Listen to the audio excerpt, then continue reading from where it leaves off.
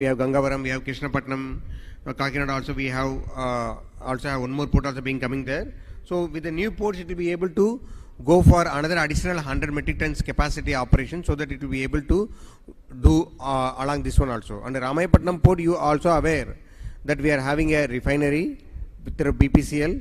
The BPCL is talking to some of the partners with UAE to get the petrochemical complex also there. So these ports will be able to give more and more options for the eastern coast side trade to the entire globe. And we are also given what is the projected capacity if both the phases of these ports are developed. Like every port is having around 100 million metric ton per annum capacity, handling capacity for both the new ports also. And also on the airport side, yes, the connectivity is an issue presently. People would have had to have some detour to reach to the place. But with the Honorable Chief Minister vision, we are also developing new ports also. So we are also asking the people who are interested to come and have a logistics side of the ports also. We are ready to have a partnership with the peoples, because new ports is coming, and the port also has a adjoining area for the MRO facility also. We have presently state-owned airport is there at Kurnool, okay, which you see here also. The Kurnool airport can be converted into a fully logistic hub as well, because we have the land adjoining to it. So if anybody is interested also, we can do it. Like what our Lulu chairman told, Mr. Yusuf Ali told that he wanted to develop that food processing from the Vijayawada. We also can explore other places also in the state. And we also want to have a specific food hub, like what we have in Dubai, food hub. Similar structure is also possible. We have land available across the coast where we can start this activity also. So we request any investors from India and or AP and UAE want to collaborate and involved in that also, we are ready to facilitate that also. And also the previous slide I told about the interland connectivity also, which we have road and rail, and we are also getting huge amount of national highways in the state, especially connecting to the southern part of the state, so that we'll have very much good connectivity to both to Bangalore, either to Chennai or to Vizag or Hyderabad, so that it is easy to reach also. So all along we can go for a cold storage also. We requested the DP World to analyze and give us a report what are the other bottlenecks of logistics that has to be addressed by the state, so that we can address them, so that the logistic cost of operation has to come down. What our CM envisages is the logistic cost of operation today is almost like a 14%. It has to come down to 8%. That is 6% reduction is possible, provided we are able to close these particular gaps. This is about tells both about our what is our vision for the green energy. Andhra Pradesh will turn out to be a green energy hub, and also because green hydrogen related product also. Government of India declared green hydrogen hub at Visakhapatnam, in Visakhapatnam, okay, with the support of NTPC. Now we requested anybody interested on derivatives of green hydrogen, it can be green ammonia or some other products also, we are ready. AM Green is starting a similar project in Kakinada, which is going to be operational next year. So with that one, it gives more and more ways for the other people also to get into the industries. And it is also possible for you to explore now itself for the downstream industries also, which can be utilizing these facilities. In the NTPC area, around 600 acres is earmarked only for the MSMEs, or downstream and upstream industries of green hydrogen. So I request the entrepreneurs from Andhra Pradesh to take this opportunity and explore as well as technology may be in constraint. We request the Andhra people to go for a technology transfers. We are ready to assist you there also, so that you can get the technology transferred and you can start your issue also. And another attraction is the working age. We have a very dynamic and forward-looking youth available in the state who can be deployed by any industries coming in the state. And these are the policies which CM told that around 24 policies. Everything is available in the website. And we are also going for the speed of doing business, which our CMS has coined the word. So what we are planning is, for this speed of doing business, we have EDB, people are available here, and we also have our website for contact you. We request you take that opportunity at district level also, because not only at the state level, district level also we are strengthening the system, so that the people at the district level, whether it is an MSME, medium or the large and mega industries, can avail the facilitation at the district level also. For all of you, the contact point should be the district collector. So we ask the collectors to conduct the district industrial promotion committee meeting every month, so that you can be able to get that attraction also. So these are the some capacities about the port. I will share that slide with all the participants through email so that you can go through it. I already built about also. Government of India may they're examining for the feasibility. Dugirajapatnam, there is a shipbuilding cluster is coming. It's a huge cluster of 2,000 acres where the government of AP is going to provide the land as an equity. So I request the downstream industries, please now itself will start acting, because shipbuilding industry is the one area where you require a technical man force, and also if even if you start a service agency today providing a qualified manpower to the shipbuilding industry, that will be a huge opportunity. Please catch this opportunity. The solid announcement will come in the next month, and then we can go for a quick groundbreaking there also. It has both the shipbuilding clusters with the port facility and also adjoining industries as well. So I request the industry people who are able to have a partnership with somebody else, either from UAE or other countries, please explore this opportunity and come. And for the UAE brothers, my request is, please see that whether your people can come and start finding a partner here and doing, because we know that most of the shipbuilding and ship repair happens with Japan and Korea and other people. But here the investment opportunities are available for your investors here to come and invest in these areas. Fishing harbors, those who are interested in the marine foods, we are developing 4 fishing harbors. Not only fishing harbors, it has a cold chain and other processing related infra also. I request you to see that whether it is possible for you to explore the investments there.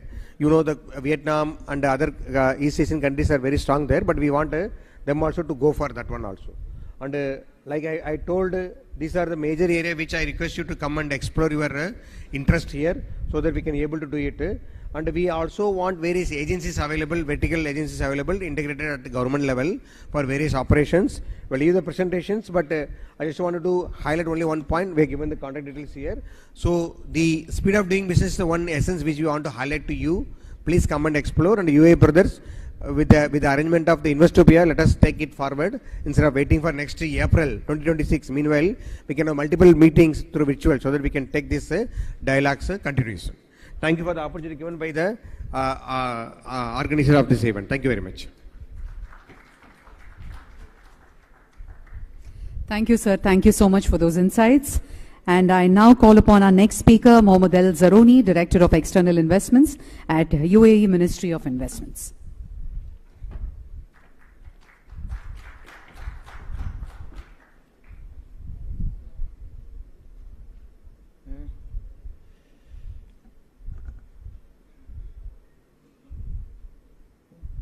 Good afternoon, everyone. First of all, thank you for having us here, for allowing us to host this INVESTOPIA, partner with the Ministry of Economy, the team here. Thanks to them for all this hard work that they've put in for this. Now, for my presentation, or my speech presentation, I just wanted to give perhaps an overview of the UAE for those who don't know about it. I'm sure that most of you know, but perhaps some of you wanted some more information, so let's delve into this. Okay.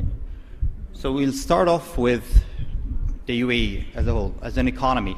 It's a $500 billion economy. It's a very small country, but around $500 billion economy. And one of the numbers there that is quite enticing is the assets under management that we have. Over $2 trillion of assets under management in the UAE, managed by our sovereign wealth funds, whether it's Mubadala, whether it's ADQ, whether it's ADIA, ICD. So we have multiple different sovereign wealth funds that manage all of this money back home in the UAE. And this is all international investments, actually. It's not only in the UAE located, but it's mostly all around the world, including India.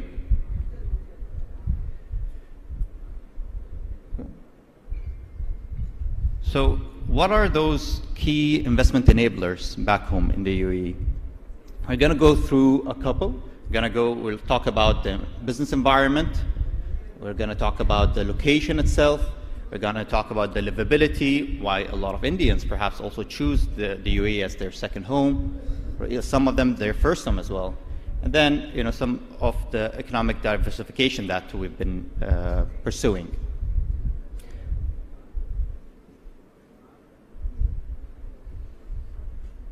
So first, business environment.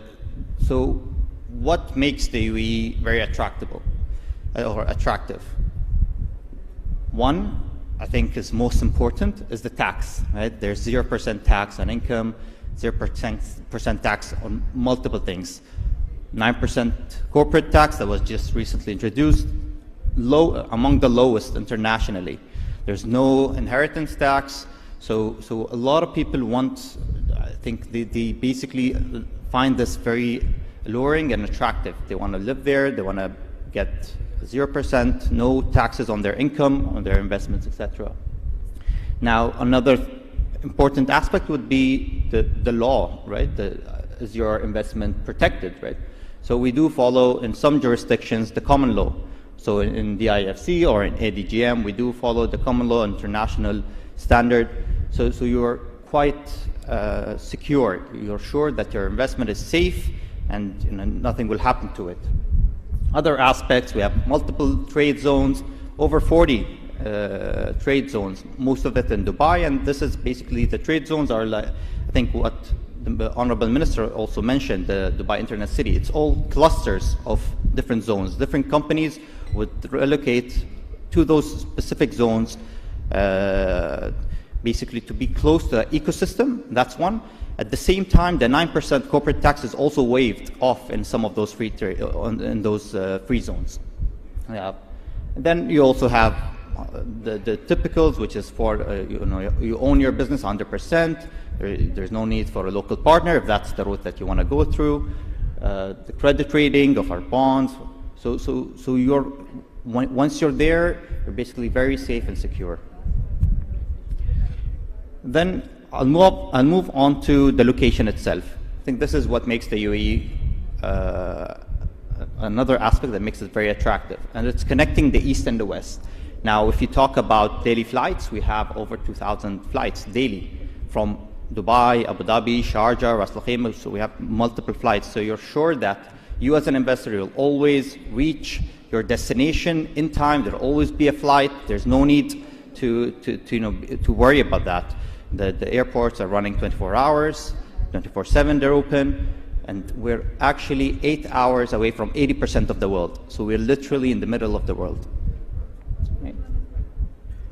Another aspect, so now you've decided to move your business to the UAE. What's important to any business if you're producing goods and services? You want to make sure that your goods will reach their destination, right? There's not going to be any complexity. So we have 5 major ports. DP World, I think they've mentioned DP World here a couple of times, and that's actually the 4th largest operator in the world for ports, 4th largest port operator in the world that manages multiple ports all around the world. 70 plus ports, 40 plus countries. So you're sure that your goods will always reach in time. Last week actually, I met with a couple of investors from Japan. They're doing automotive parts, so redistributing of automotive parts. They're located in the UAE, and why did they choose the UAE? Because of this reach that it has. They actually, an example here in India, they ship some of those automotive parts to India, and they've chosen to do that from the UAE actually, because it's just very efficient for them to do so. Now, this is something new, I think the Honorable Ministers also mentioned, the CEPA agreements, right? The first agreement, free trade agreement that we've signed with India, the Comprehensive Economic Partnership Agreement. It's essentially an upgraded free trade agreement. So once you're in India, once you're in the UAE as well, if you're producing, you have access to such agreements. And right now we have 8 ratified. We also have other free trade agreements, historical free trade agreements through the GAFTA, with Singapore as well, and we're also signing and ratifying additional ones. I think we're around 20 right now. We've reached around 20 that have been signed or being negotiating on. We've signed one with South Korea, we've signed one with New Zealand, with Australia as well. So if you do have your base in the UAE back home, you'll be able to access those agreements, those free trade agreements, to make sure that the goods, there's no tariffs on them, basically. That's the whole point of this, right? gives you access to the market.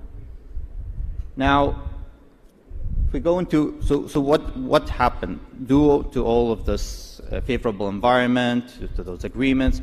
We have a huge economic diversity back home, whether it's, and that's also in part with the National Investment Strategy that was launched last year. We're focusing on multiple sectors that we're growing, and they've already grown, but we're also focusing on them, and they're growing, such as ICT. I think we have something big with India on this, with ICT. We have the US investing through Microsoft, partnering with some of my colleagues that will be talking. I think they'll have us, they're going to have a session later on with G42, for example. We also have financial services, a lot of fintech companies that have relocated from different parts of the world. They're utilizing the UAE as their regional headquarters, actually, due to the efficiency, due to the economic facilities that are provided there. And then, so once you've relocated, you've brought in your company, now what will you look into, right? Relocating your spouses as well. You want to live, you want to go to a place that's livable. You want to be able to feel safe. You want to feel, you want to have a good infrastructure, and this is what the UAE offers. A good education for your children. So we have major international universities there, such as NYU. They have a huge campus in Abu Dhabi. We have Cleveland Clinic as well. So your health is basically being taken care of there. So you relocate with a peace of mind that all of those services are at the tip of your hands. Now, the Ministry of Investment, so what do? We're basically the first point of contact for investors that coming into the UAE. That's how we want to position ourselves, and that's how we see ourselves. So investors such as yourselves, investors, if you know of anyone that wants to come to us, we basically would advise them, facilitate for the meetings that they require. We have a huge database. We work with our partners, the national champions, the sovereign wealth funds as well. So, you know, we like to be the first point of contact, and then we'd advise you. You know, we're not biased. We're at the federal level. We take you. You know, if Dubai is best suited for you, we'll advise you to go to Dubai. If Abu Dhabi is best suited, we'll take you to there. Sharjah, the other Northern Emirates as well. So this is something that I think the ministry offers. We're more of a facilitator at this point. Right. Thank you very much. This is the ministry's email for any inquiries. If you want to reach out, please do reach out to us by email, or just approach me after the session. I'll be happy to talk to you and sit down with you and basically tell you more about the UAE. This is just a brief interaction, so thank you very much.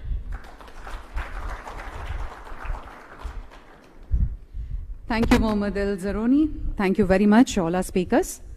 Thank you, sir. Thank you, ma'am. All right, ladies and gentlemen, we will quickly move on to the second session, expanding business across borders, UAE, Andhra Pradesh partnerships. And I request the speakers to kindly stick on to the time. We have another 2 sessions to complete, and Honorable Minister for IT Andhra Pradesh, Mr. Lokesh, also will be joining us for the 3rd session. And this session will focus on how UAE and Andhra Pradesh businesses can collaborate to drive mutual growth through cross-border investments and partnerships. UAE investors will share perspectives on their expansion plans into Andhra Pradesh, while Andhra Pradesh industry leaders will highlight opportunities for expanding into the UAE market.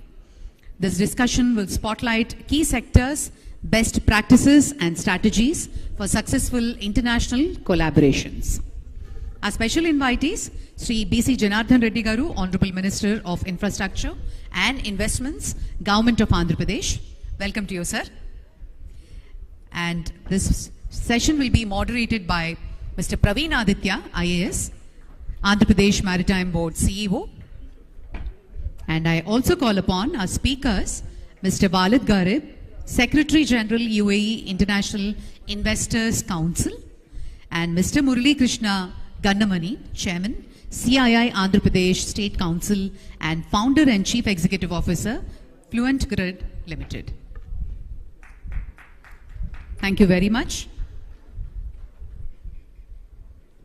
And I now hand it over to our moderator, Mr. Praveen Aditya, IAS.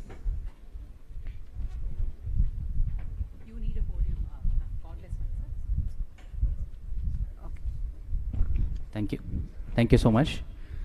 Good afternoon, everyone. We welcome the esteemed dignitaries on the stage. First of all, we invite Sri B.C. Janardhan Reddy Garu, Honorable Minister of Infrastructure and Investments, Government of Andhra Pradesh. Mr. Walid Harab, Secretary General of UAE International Investors Council. Mr. Murali Krishna Ganamani, Chairman of CII Andhra Pradesh and CEO of Managing Director of Fluent Grid Limited. So in this session, expanding business across borders, UAE, Andhra Pradesh partnerships. So we'll have a panel. We'll have the dignitaries presenting their views on expanding the business across borders. So first, I would like to start with Mr. Walid Harab. So before we go on, I would just like to introduce Mr. Walid Harab.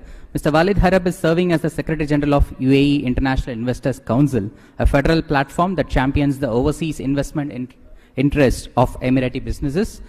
With expertise in fostering global economic ties, Mr. Harab plays a pivotal role in creation and management of free zones, economic zones, and trade facilitation hubs, thereby enabling UAE investors to expand their international footprint across strategic sectors.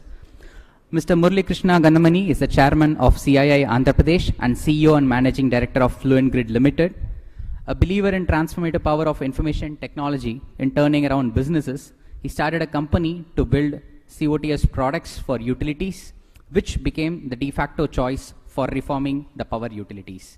And last but not the least, Sri B.C. Janardhan Reddy Garu is leading the state's infrastructure renaissance by championing initiatives in ports, airports, logistics, and industrial clusters. So he is at the forefront of the state's efforts to build a globally competitive, multimodal infrastructure network that attracts foreign investments and drives inclusive growth. So we'll start the session, Mr. Walid Harab. Sir, I would like to start with the question. So how do you feel is the UAE International Investors Council facilitating new investment corridors between India, UAE, and the African countries? Thank you, sir. No, sir. Mic, please. Mic. No, sir. There will be a mic.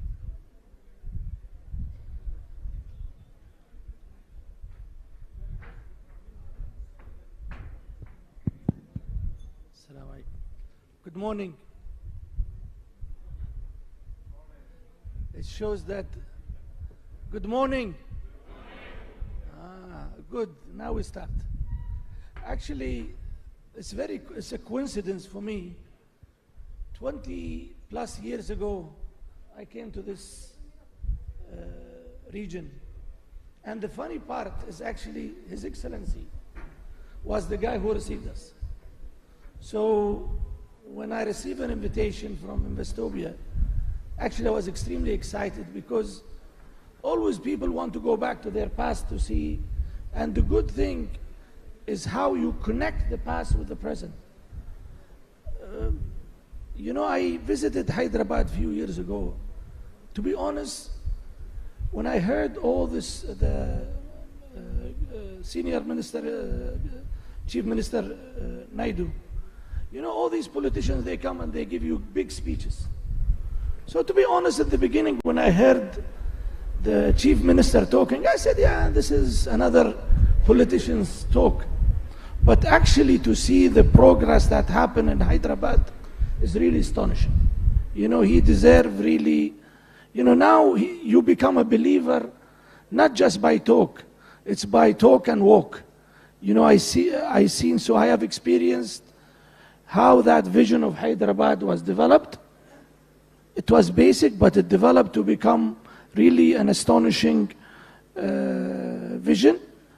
And if there is anybody who I believe can create that same vision in here, is him. So we have to applaud that vision that was created. Second part, you know, I come from UAE. Sometimes when you look into developing opportunities, you need to look at the other side, what they require. Why? If I know what you need, I can develop a product or I can sell you what you need. This is a country that has every aspect of food security that we need. This country has human resources. This country has, you know, this vision that developed. Today, you have, you know, what you call this is the Silicon Valley of India. So these are the elements that you can start from here. But if I reverse the other side, these are the things that also we need. We have, you know, the gentleman on my right, we have also some companies that can, DP World is engaged in big investment here. We have Abu Dhabi Ports also is involved. We have the airline industry. But I think we are even thriving for more. There is, and what we aim to create more project, pre-visibility project that we can look at. You know, come and invest is a good side, but invest in what? So we need to identify pre-visibility opportunity that we can take back to our investors and we can take back to our members to look at, so they can engage and also evaluate what type of investment they can invest. But from first impression, I think I don't need to say anything. The region is thriving region and we can benefit out of it. Thank you. Thank you, Mr. Walid. So moving on to Mr.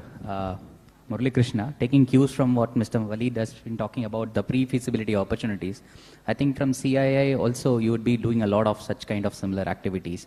But with the perspective of Andhra Pradesh industries, how do you see these Andhra Pradesh-based businesses preparing to expand to the UAE market, and what are the promising sectors which you could find into the Gulf region?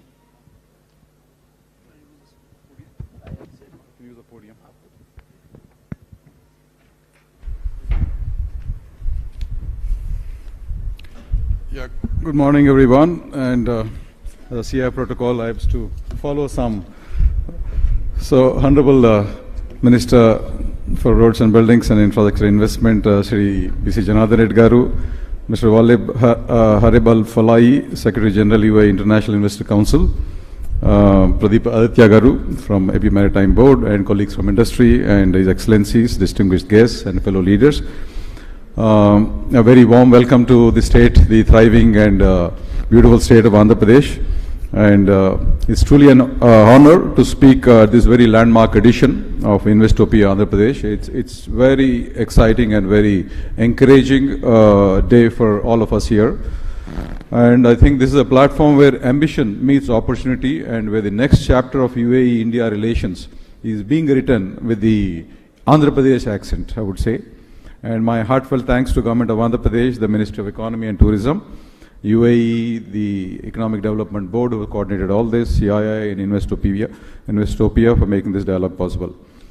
Now, I wanted to share some experience, seeing the hall packed, even at this hour, with very beaming entrepreneurs and enthusiasts who has been truly looking forward to some great possibilities of partnerships and collaborative joint ventures with UAE.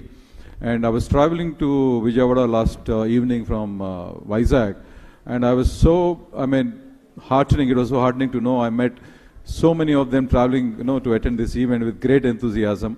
One of them being a technology company who actually provides software services for Al Arabia.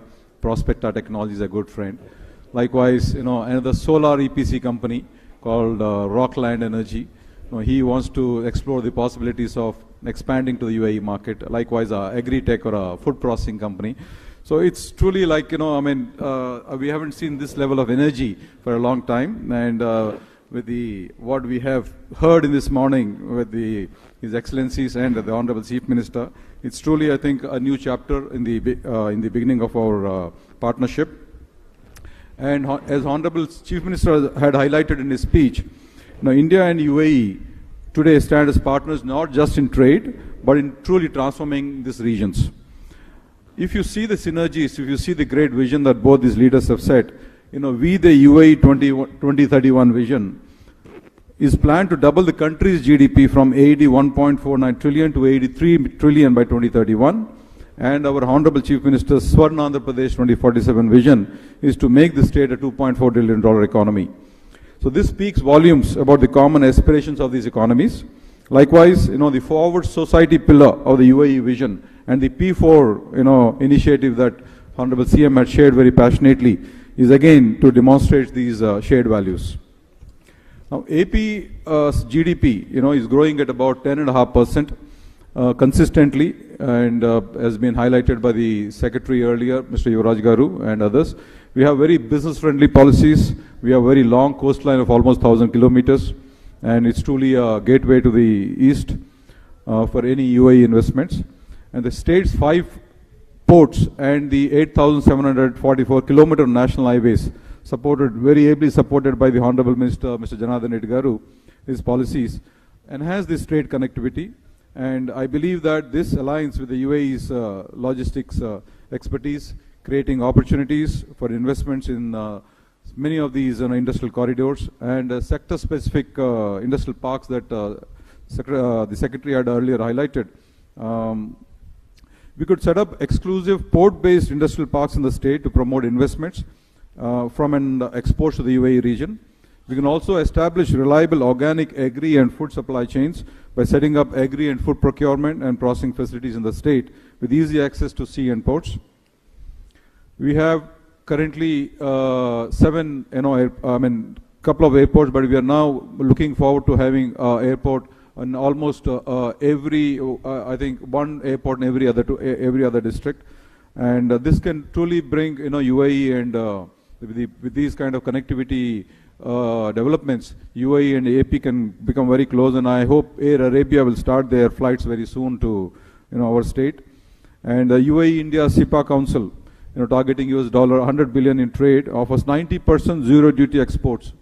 So Andhra Pradesh can take full advantage of this, and likewise the IMEC corridor, and especially sectors. Aditya Garu, since you asked me sectors like textiles is one where there's a whole lot of possibilities, and again a lot of employment creation. Agriculture, again pharmaceuticals, pharma. We are a big pharma hub here.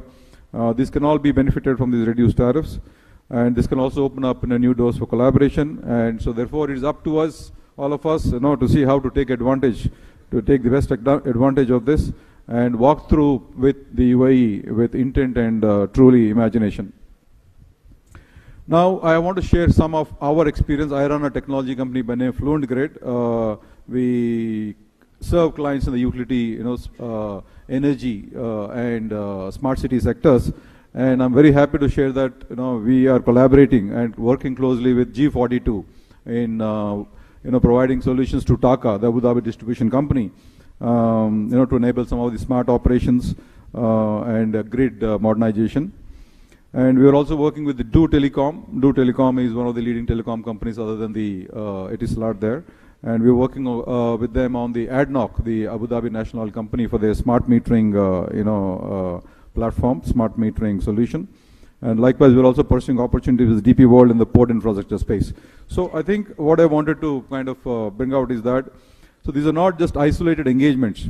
And when there is this evidence that when vision meets execution, there is immense possibilities. And we have seen, the leaders of both our state and the UAE, they walk the talk. Like Honorable Chief Minister Nara Lokesh Garu and His Excellency Mohammed bin Zayed Al Nahyan, they both walk the talk and truly are great visionaries and bring the best out of not just the people, but truly help realize the true potential of these regions. And again, I want to also share that Amravati, like Honorable CM has shared his great vision.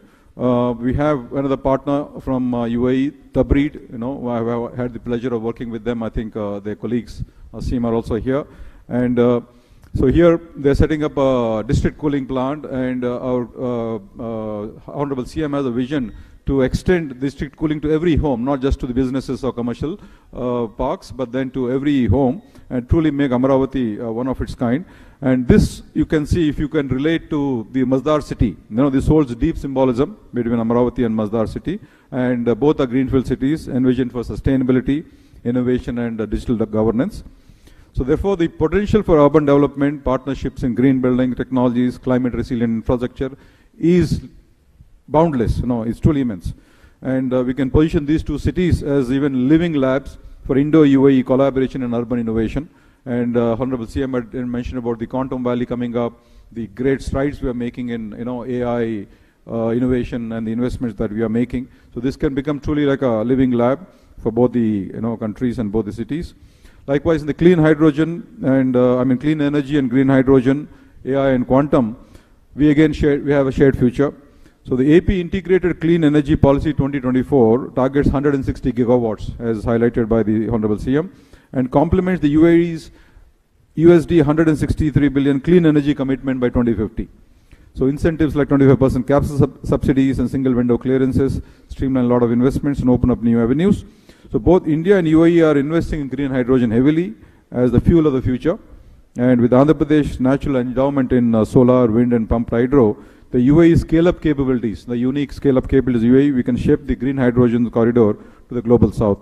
So UAE's bold bets on AI and quantum computing, we are really thrilled to hear about the G42 strides, in terms of cloud and AI, and I think a great landmark groundbreaking agreement was made during President Trump's visit.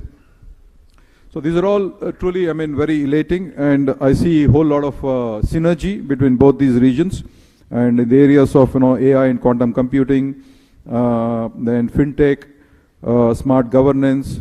So all these create a very ripe ground. The mindsets, the culture. There's a lot of commonality, and so therefore there's a lot of R&D and deep tech startups that can take up, and especially the digital public infrastructure. And again, after this session, the Honorable Minister Nara Lokesh Garu is going to speak. So he's going to again share some of his insights. And there is this very favorable electronic policy, and our CM has set up a very ambitious target of $100 billion investments into this electronics manufacturing. Likewise, GCCs is another big, great possibility, the global capability centers. So while we welcome UAE investments into Andhra Pradesh, I also want to emphasize on the reverse flow of opportunities into AP. So our MSMEs, this is a great engine of growth for the country, and our startups and mid-sized enterprises are now truly ready to take off and explore UAE as a gateway to the GCC, Africa and Europe. And from IT services and processed foods to marine exports and engineering products, AP's industries are poised to scale globally. And of course, UAE's investor-friendly ecosystem, logistic infrastructure and free zones that has been highlighted by the Undersecretary earlier is really, truly, one of a kind partnership. So, and lastly, from the CI perspective, we are deeply committed, as pointed out by my President-elect, Mr. Mukundam, earlier, and I, as the Chairman of CI Andhra Pradesh, I reaffirm our commitment to making these partnerships truly frictionless and make it very seamless in whatever possibilities that can happen. And CI is working closely with the AP Economic Development Board, ministries and international agencies to facilitate B2B and government to business opportunities, and of course the knowledge collaboration just beyond, not just beyond, going beyond the MOUs. So CI drives UAE-India partnership securing $10 billion in FDI commitments in 2024. And Vijayawada UAE Economic Meet exemplifies CI's role in fostering this collaboration. And this credibility assures Mr. Al-Falais of reliable investment facilitation. Thank you, sir. And as a closing thought, I think we have a shared destiny. We have so much things in common, great leadership, great governance, and truly unique advantages. So UAE and Andhra Pradesh are natural allies in many ways, and in this new world order that His Excellency had earlier highlighted, defined by the sustainable development, digital infrastructure, innovation, and collaborative capitalism. So let's not just do business on both sides. So let's build this future together. And thank you very much for this opportunity. Shukran. Jai Hind.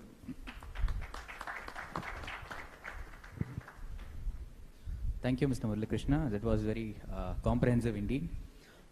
Moving on to Mr. Before we go on to the minister, sir, just one, Mr. Walid, just wanted to take some cues from what Mr. Murali Krishna has been talking about, that smart city infrastructure and the development of smart cities. So as you are aware that Andhra Pradesh is planning and executing a new smart city in the capital region development. And what do you see the role that UAE investors and companies can play, and whether what role that UAE IIC support this engagement moving forward? It's a good question. Again, I'll go back. I think Dubai, when we first came here, Dubai Internet City actually played a major role in the development of the ITE city in Hyderabad. So, and UAE, you know, we learned from experience. We don't pretend to be the smartest, but it's the opportunity that we gained allowed us to learn from our mistakes, learn from our practices.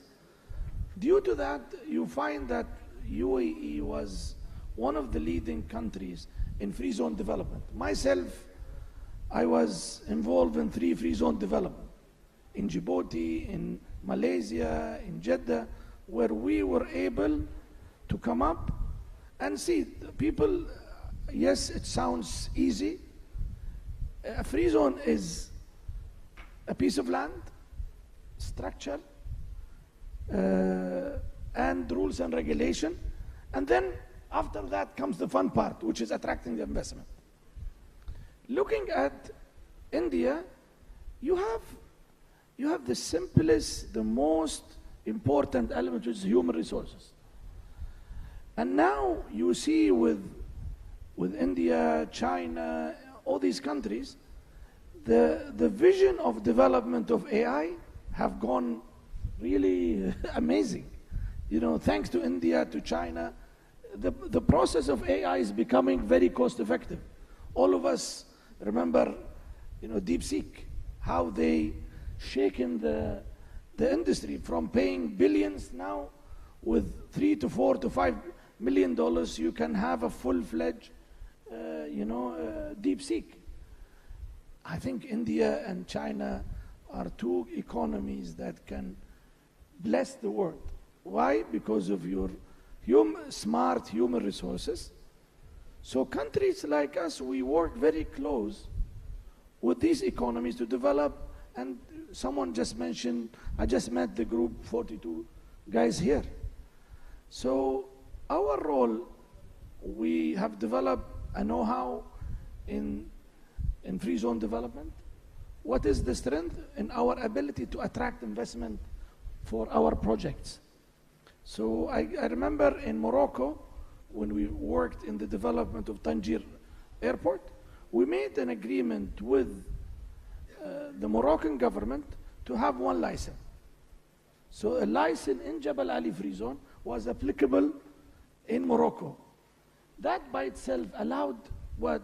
See, I'll have to be very honest. There are certain economies, when you want to open a company, you get scared. You know, not for some reason, I want to open a company in China or India, it's a bit a gray area. And thanks to the Chief Minister have given us a little bit of relaxation in the sense, come and I'll give you, you know, I spent around 25 years working in Africa. And the biggest challenge that we used to face is a one-stop shop of helping company access markets. You know, this license that we really give people a hard time for is nothing. Why? Because without an office and a bank account, your license is useless. If you really think about it, you give me a license. What can I do with the license if I don't have an office? And what I can do a license with your license if there is no bank account? So the process of people entering economy, make it easy. Let people come. So the same thing for attracting investment, for developing free zones, for developing industrial parks, make the process of entry very easy. If they come, they, enter the country, they start doing business, they will start hiring people. They will start doing whether IT development or different food parks or etc. They will do it. The challenge that I see in a lot of these economies, they make the entry process so difficult that companies don't come.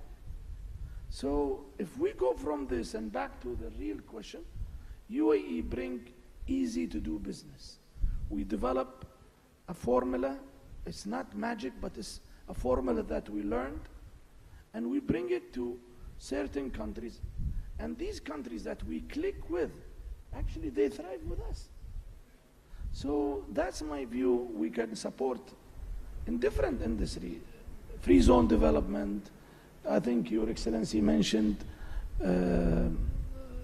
renewable energy, ports, free zones, technology, even technology.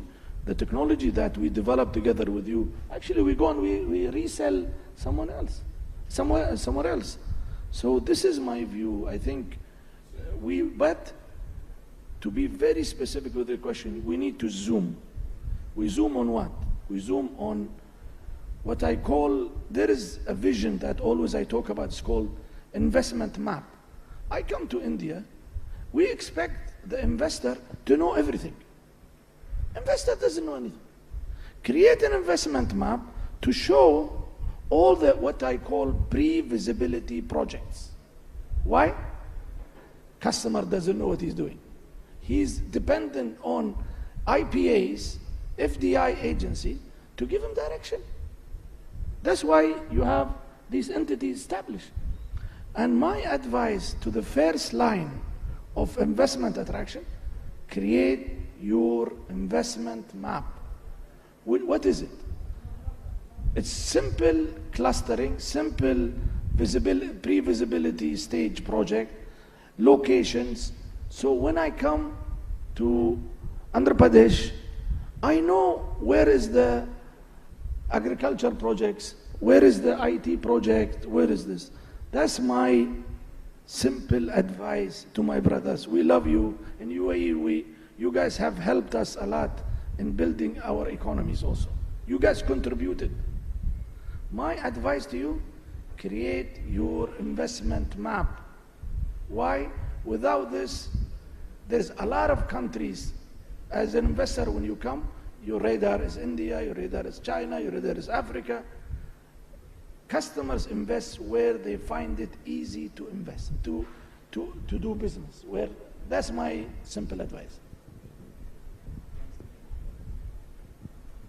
Yeah, taking cues from His Excellency, I think I completely agree with you. We are endowed with, amazing talent here. Technical, in fact, the next gen technology ready, talent available. And this is where I was talking about that we could look at collaborating, like, the new Greenfield City, Amaravati, which is coming up. And Masdar is, you truly set, I think, benchmark standards in terms of, not just ease of doing business, but in terms of livability, like the Under Secretary earlier had brought up. The UAE is truly kind of a benchmark or a gold standard for livability in many ways, especially cities like Dubai or Abu Dhabi. So we can, collaborate and learn in many ways. And likewise, India has a very unique challenges. India had also launched this 100 Smart Cities program, and there is a lot of learnings that have come up.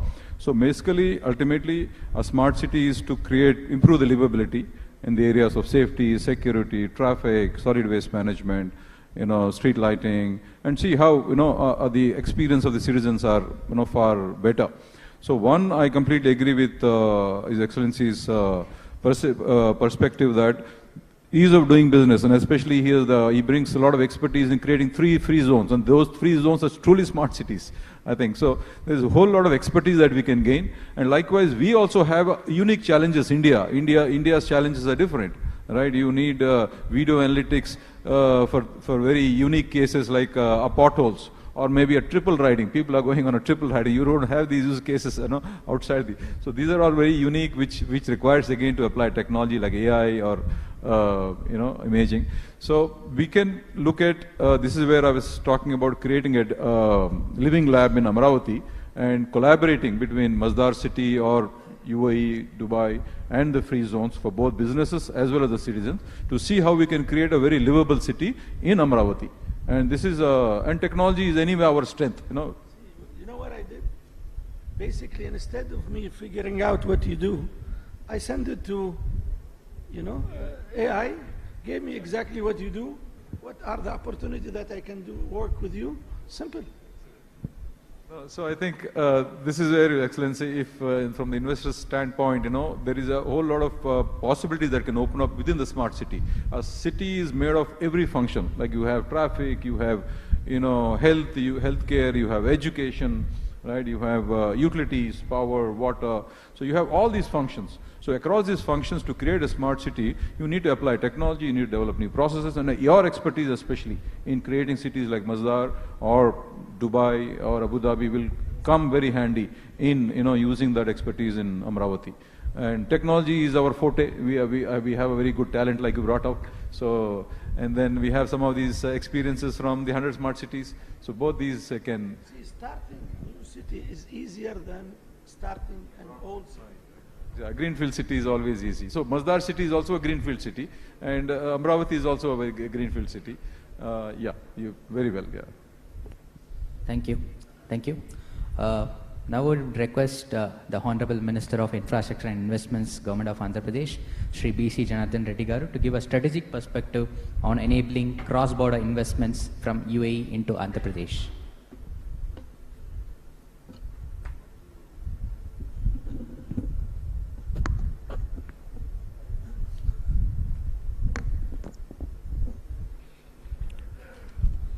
A warm welcome to our esteemed dignitaries from the United Arab Emirates, industry leaders from both regions, and fellow government colleagues.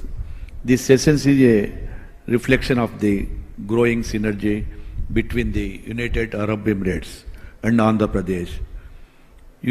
We jointly pursue cross-border growth, investments, partnerships, and shared prosperity. The United Arab Emirates is among India's largest trading and investments partners, and we in Andhra Pradesh are committed to taking this bilateral relationship to the next level at the subnational level.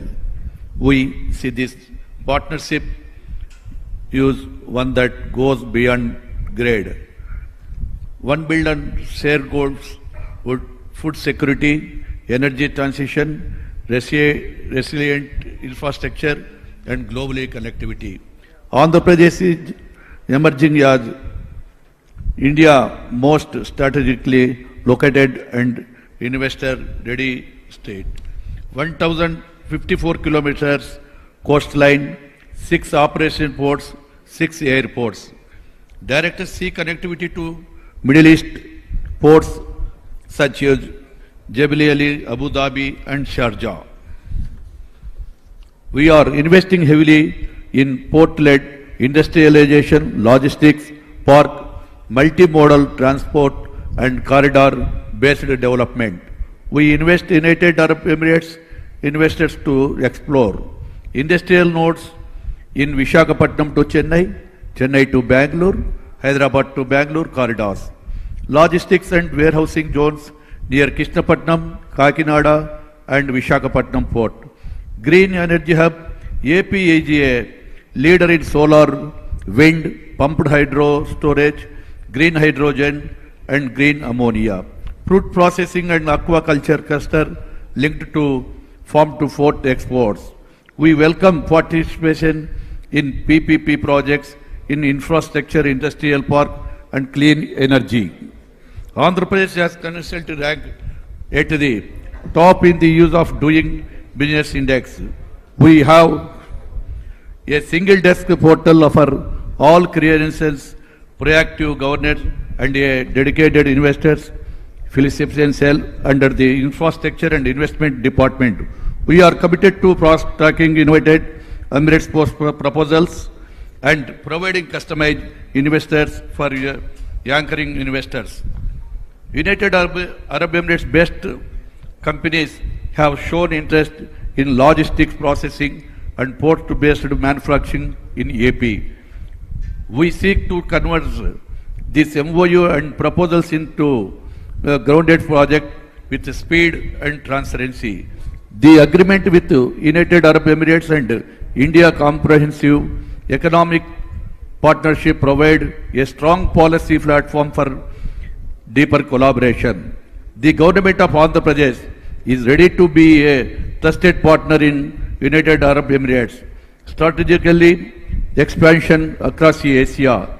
Let us co-develop project, co-create value chains, and build a corridor of infrastructure, innovation, and impact.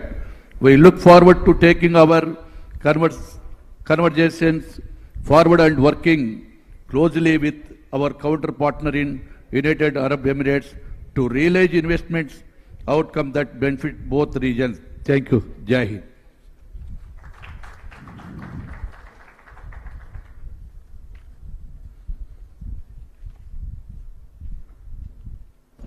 Thank you so much, sir. We are now coming to the end of this session. We would thank all the esteemed panelists who were present here for giving their valuable inputs for this session. So we would take major inputs from this session as Mr. Waleed was explaining in very brief details regarding identifying a pre-feasible projects and creating an investment map. As explained by the Honorable Minister, envisaging the vision of the Honorable Chief Minister through collaborations with multiple forums and partnerships with CII, facilitating engagements with the companies. We are in the right track, and I hope in the days to come we would see a lot of engagements moving forward. Thank you so much for all the panelists. Thank you.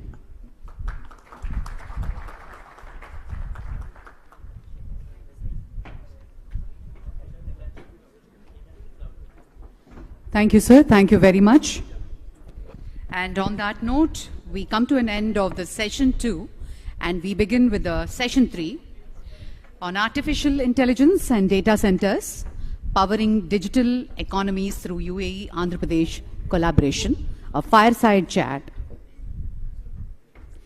This fireside chat will explore how artificial intelligence and data centers can drive digital innovation, smart governance and economic growth, with a focus on collaboration between the UAE and Andhra Pradesh. The session will be moderated by Ms. Raksha Sharda, Vice President, Primus Partners. And I'd like to invite our speakers.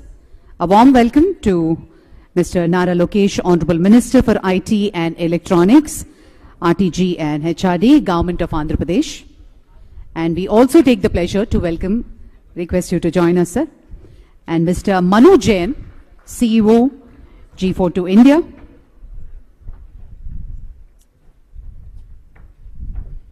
Hi, sir. Morning, sir.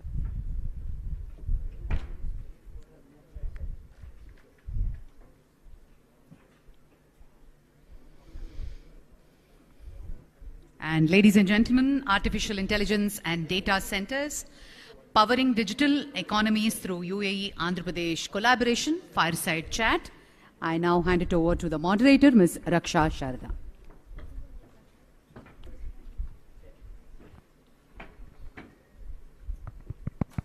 Thank you so much. Good afternoon, ladies and gentlemen, esteemed dignitaries and delegation from the UAE. This fireside chat is not only going to be interesting, but quirky. We have two friends who've known each other for years, shared ideas, debates, and probably a few inside jokes too. Each a visionary and a leader in their own sphere of life. I would first like to introduce our first guest, who brings together the energy of youth, the clarity of vision, and a deep-rooted commitment to public service. He is none other than Honorable Minister Nara Lokesh, Minister for IT, Electronic Communication, HRD and RTG, Government of Andhra Pradesh, a public representative with a technocrat's mind and a changemaker's drive. From driving digital initiatives in Andhra to championing citizen-first governance, he is redefining what modern leadership looks like. From blockchain in governance to Wi-Fi in villages, he's been pushing boundaries before it was cool. Ladies and gentlemen, Mr. Lokesh Nara, can we have a round of applause, please? Our next guest redefines the term of serial entrepreneur with a twist. He just doesn't start things. He scales them, he disrupts them, and then somehow makes them look so effortless. Please welcome Mr. Manu Jain, CEO of G42 India, where he's leading the charge to drive India's digital transformation with cutting-edge AI solutions. Known for his passion for technology and innovation, Manu was also the architect behind India's smartphone revolution, making tech not just smarter, but more accessible. He's a kind of a leader who can decode technology, strategy, and cricket scores all in one breath. And trust me, he will still get more steps on his fitness tracker than all of us combined together.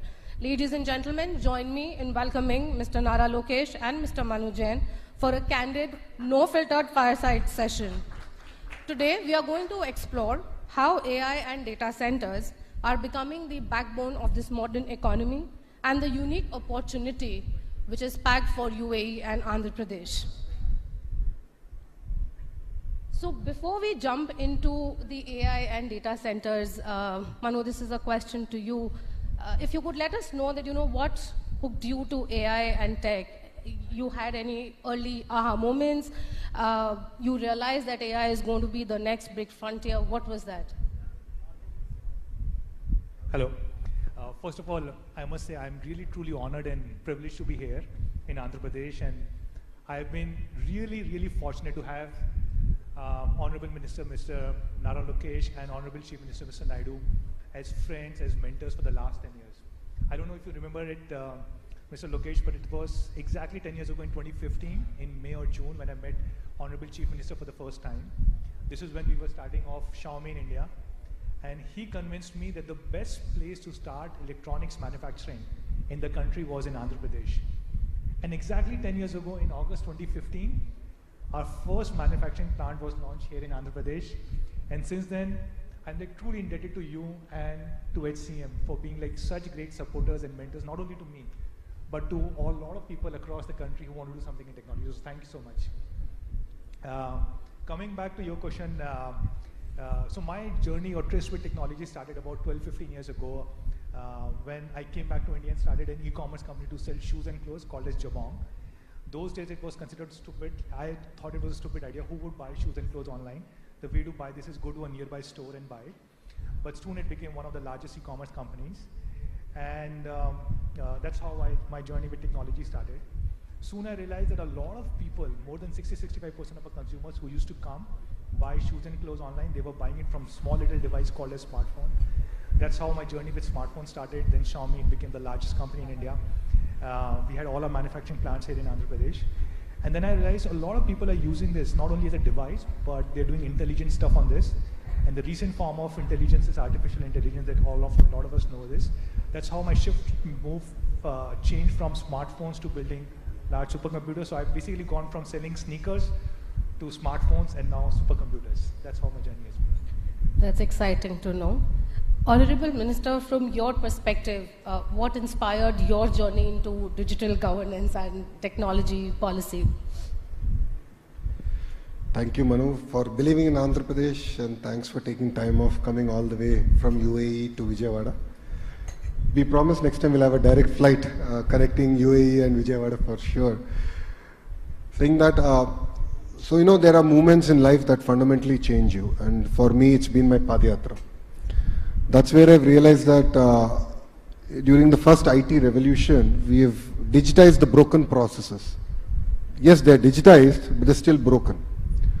I think what excites me is with the advent of AI is how can I democratize governance? And how can we make it a lot more approachable to citizens? I think that's what excites me. And if you look at Andhra Pradesh, we are one of the very first states to bring close to about 600 services on WhatsApp. We call it Manamitra. I believe it's the step in the right direction, but it's just the beginning. We are now putting together a data lake in the back end, where whether a citizen wants a certificate or not, we are going to have it. So when he or she wants it, it's going to be available. That's the kind of approach that we want to take. The parallel thing I've also realized in my Padayatra is that the entire land records is still a broken system in India. Though there's been a lot of digitization, it's still a broken process. So we are now putting together an AI agent that can take all the knowledge of the best RDOs and so on and so forth. And what parts of this process can actually be automated. And that's what excites us here in Andhra Pradesh. So in a nutshell, it's about democratizing governance And that's been the motto with which we are adopting AI now in Andhra Pradesh. That's good to hear. From your learning experiences, moving on to the landscapes that we want to discuss today. Mr. Manu, from the vantage point at G42, how do you see AI and data centers shaping the future of the digital economies globally, and especially focusing on India and UAE? So first of all, if you think about, like, if you think 25 years back, when internet was just coming in 98, 99, a lot of people said internet will change the life. There were a lot of people who thought this was just a fad, just a fashion. But if you really fast forward today, a lot of things, like we can just order food in 10 minutes, we can basically do video calls with people sitting across the world. All of this has been possible through internet. So the next big thing in the next 25 years is going to be about AI and related fields. And the most foundational block in artificial intelligence, AI, is the data center. So data centers are these really high-tech buildings. Think of this like high-tech malls, which basically bring like high degree of security, safety, where data and compute is stored, and which is used for building AI cloud, AI compute, which is used to store AI compute and then AI cloud and AI models. So we at G42, one of our goals is to basically build this intelligence grid, a grid of interconnected data centers and compute clusters across the world. If you look at, sir, 40, 50 years ago, one of the grid that was built many decades ago was this whole electricity grid. And everything that we use, from lights, AC, our mobile phones, use this electricity grid. But if you look at 25 years down the line, our children will use two different grids, electricity grid and this intelligence grid, which will be powering the world of AI. And we want to play a small role in making this happen. So when, for example, when President Trump was there in UAE a few weeks ago, we announced that we will build a 5 gigawatt AI data center. And just to give you a reference of how big 5 gigawatt is, today India total combined is about 1.5 gigawatt of total capacity. So we announced something which is almost 4 times bigger than what is there existing in India, out of which first gigawatt will be a Stargate initiative, the first target outside of US, which we are building in Abu Dhabi in partnership with NVIDIA, with OpenAI, with SoftBank and many other companies. And we think there's a lot of scope here in the country, in India, because if you look at the recent report, India has become the largest market for OpenAI. About 14-15% of the OpenAI users, 1 out of 6 users in the world, are from India. So there's a lot of opportunity for India, for Andhra Pradesh, to build similar kind of infrastructure, which is AI data centers and compute clusters for companies like OpenAI, for Grok, for Gemini, and for many more. Awesome. So Andhra already has a vision of becoming a smart tech hub, with the quantum computing talking about data lakes, etc. Sir, how do you see the collaboration with UAE adding value, and what are specific tech synergies that you anticipate? Honestly, I think our generation is lucky where we are able to see industrial revolutions at quick succession. In the past, we've seen how airport transforms the entire economy. Like, look at Hyderabad airport, I think now contributes close to 16 or 18% of Telangana's GDP. I believe that's what data centers actually can do. And data centers can be the nucleus for actual innovation and to kickstart the entire economic activity. This is the foresight that we had way back in 2017-18 when ChatGPT in the current form didn't even exist. That's where we roped in all of them to come to Vizag to make it the data city for India. Last 5 years was a blip, but now we are sort of accelerating that journey. And we want to lead the entire data revolution in India, and we believe we have the right ingredients in Visakhapatnam. And definitely I'm leaning on G42 to support us in this journey. I think UAE and India have a lot in common. Definitely India is the future.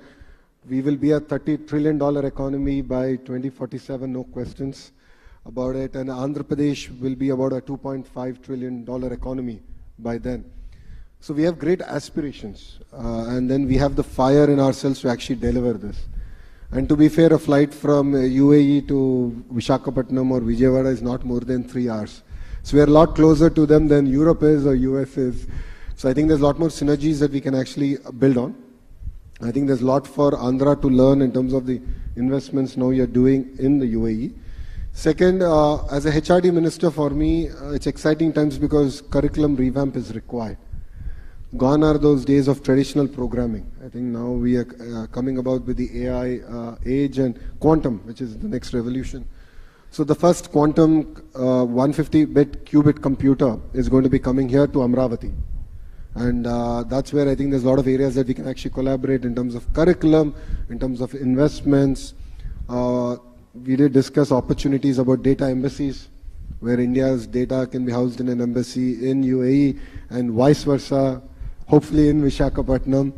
And I think this kind of collaboration at a G2G level, I think is going to be critical for both our countries to sort of now work together and really strengthen our relationships. Great. From the data centers to moving through governance through AI. So, Mr. Manu, AI can power citizen services, improve transparency, drive policies, etc.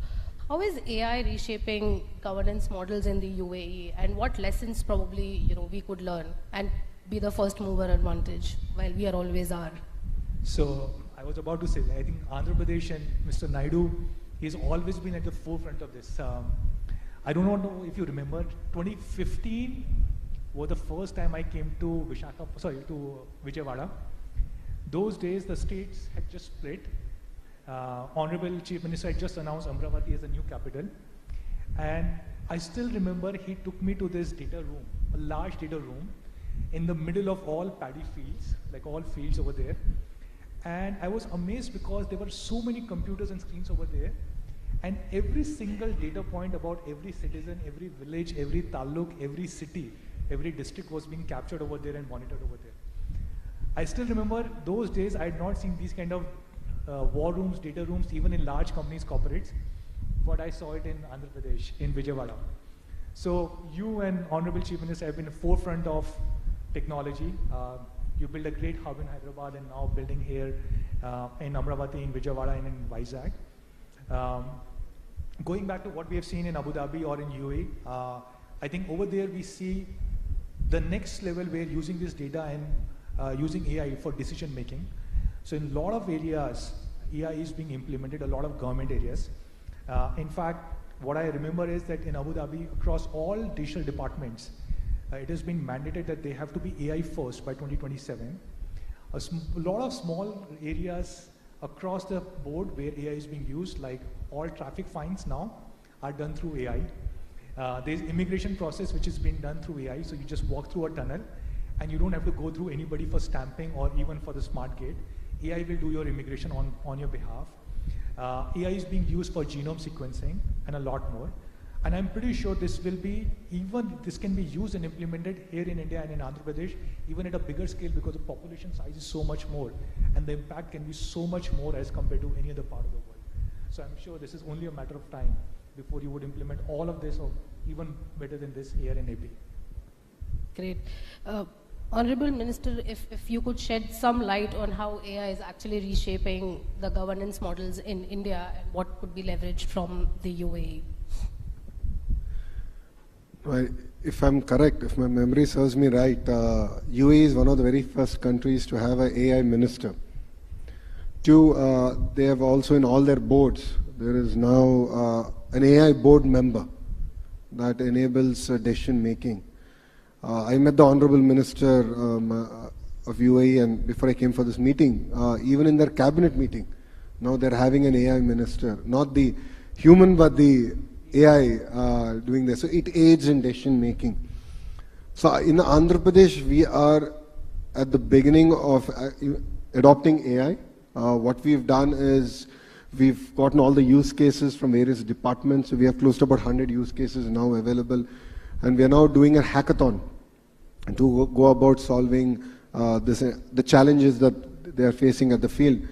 But honestly, it's just the beginning. I think there's a lot for Andhra to learn from UAE, the kind of implementation that they've done.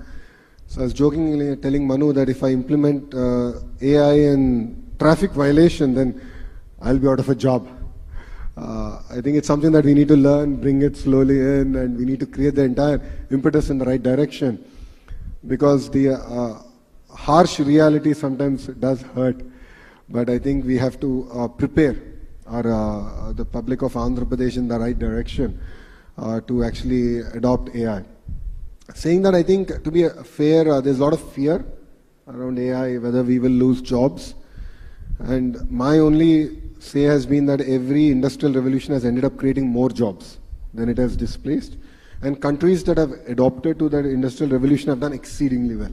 So in the IT revolution, India has been the biggest gainer. I believe in the AI revolution, India will be the biggest gainer. But I think there's a lot to lean on to UAE and what they're doing, and specifically in G42. And there's something for us to sort of learn and look at the areas of synergy and implement those here in Andhra Pradesh. You mentioned that you will be out of the job. I don't think you will ever be out of job. I don't think AI can ever have the kind of charisma and charm that you have, and will never get the kind of love and support that you get from everybody. So AI will take up a lot of jobs, but definitely not yours. Rightly said, Mr. Manu. As I said, the state is always, a step ahead. Honorable Minister took my question for the next fireside and answered in this one as well. So moving on to the job creation and economic growth that we always speak about, there are conversations that sometimes data centers are more infra heavy and not that much of a job creations, so on and so forth. But we all know that it's important. It's not just infra, but it's engine of economic growth as well. Mr. Manu, what is your thought on data centers and economic growth?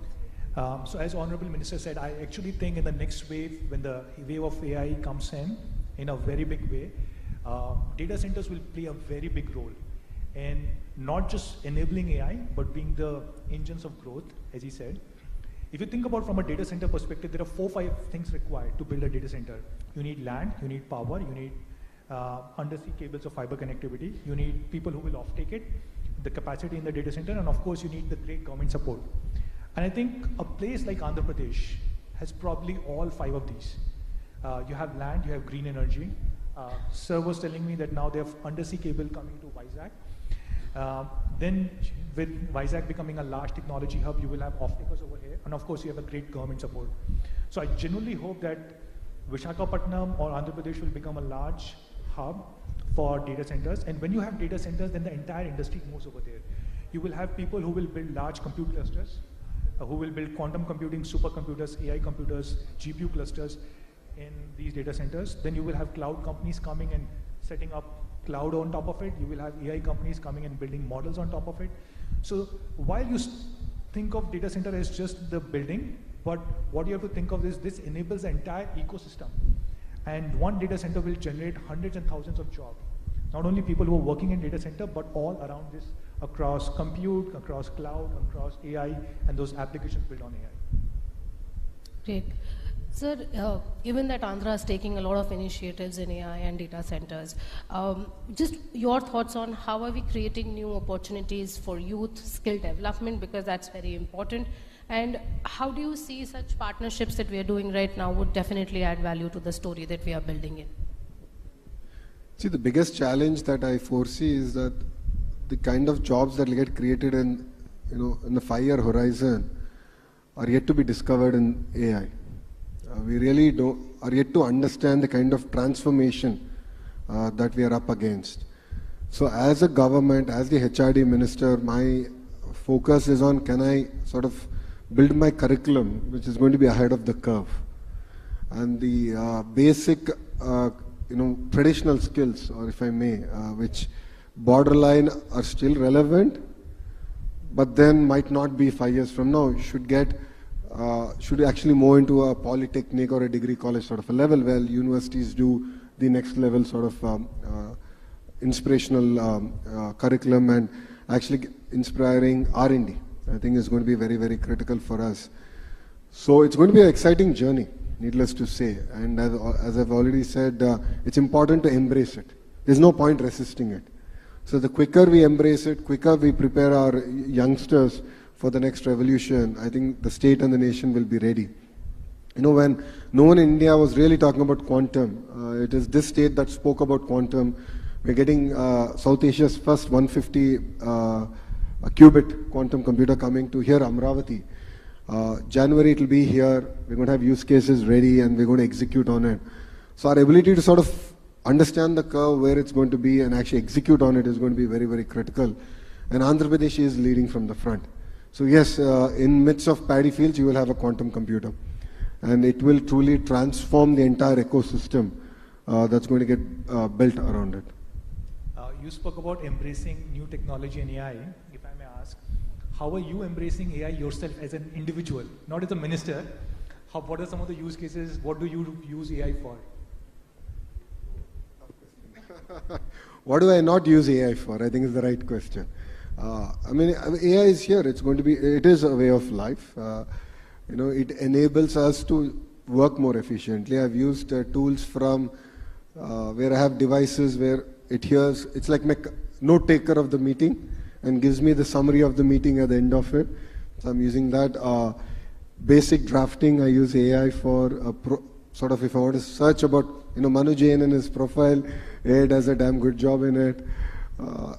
I also do search around, okay, what kind of games can I play with my 10-year-old? How can I keep a 10-year-old engaged without an iPad or an iPhone, if I may? So I think AI has really helped me in different walks of, in different parts of my life. Quick, thank you. Moving on, we have 3 quick questions as rapid fire questions. Sir, to begin with you, and play one by one with each of you. Your favorite AI application today? ChatGPT. Mr. Mahmood. ChatGPT, and recently I've started using Grok, and I'm really impressed with the results that Grok is giving. One futuristic tech you are most excited about? Self-driving cars. Okay. If you come to UAE, I can actually show you. We have a company which is doing this in UAE. Personally, I'm most excited about robotics. With AI coming in, robotics can actually do a lot of work for us.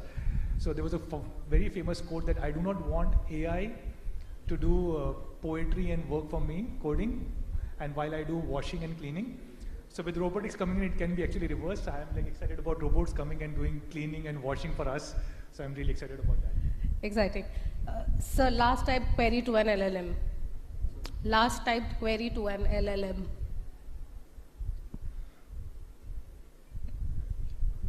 I was drafting automatic WhatsApp reply messages.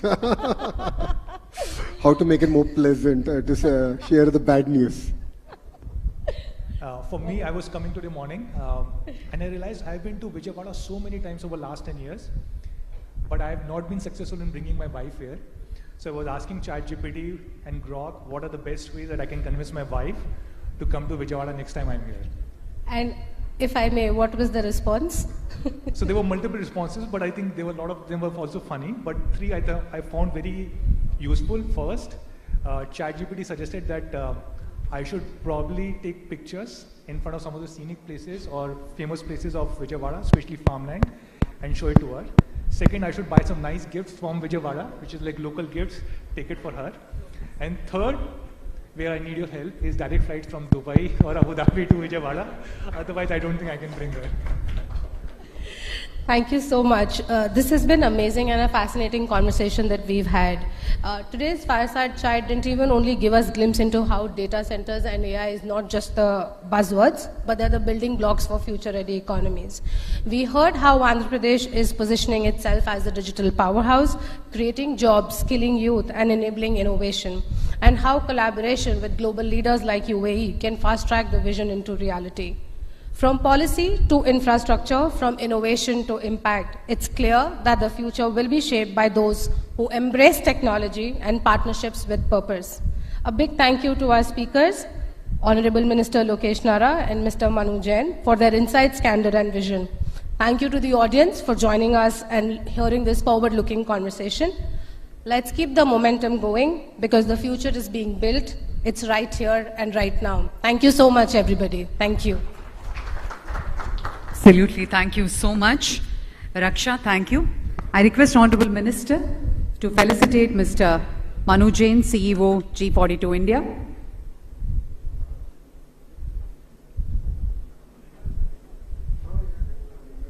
Lokesh sir, request you to. That's not AI generated, it's the real picture.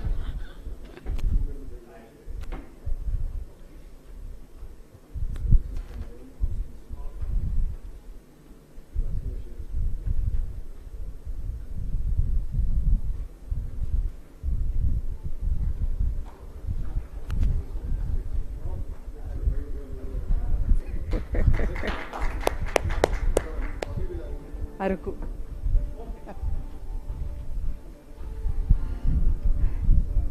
What a wonderful session. Thank you very much.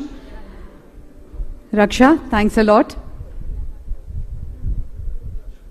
That's our very special, very own Araku coffee from Visakhapatnam. Thank you, ladies and gentlemen. We will break for the lunch, a 45 minutes break, and resume for the last and final session, the panel discussion. Very interesting session, which will explore how Andhra Pradesh can anchor the Indo-UAE food corridor through food parks, farm-to-port models, and agri-tech, strengthening supply chains, boosting exports, and advancing food security and economic growth. I request all of you to join us by 2:30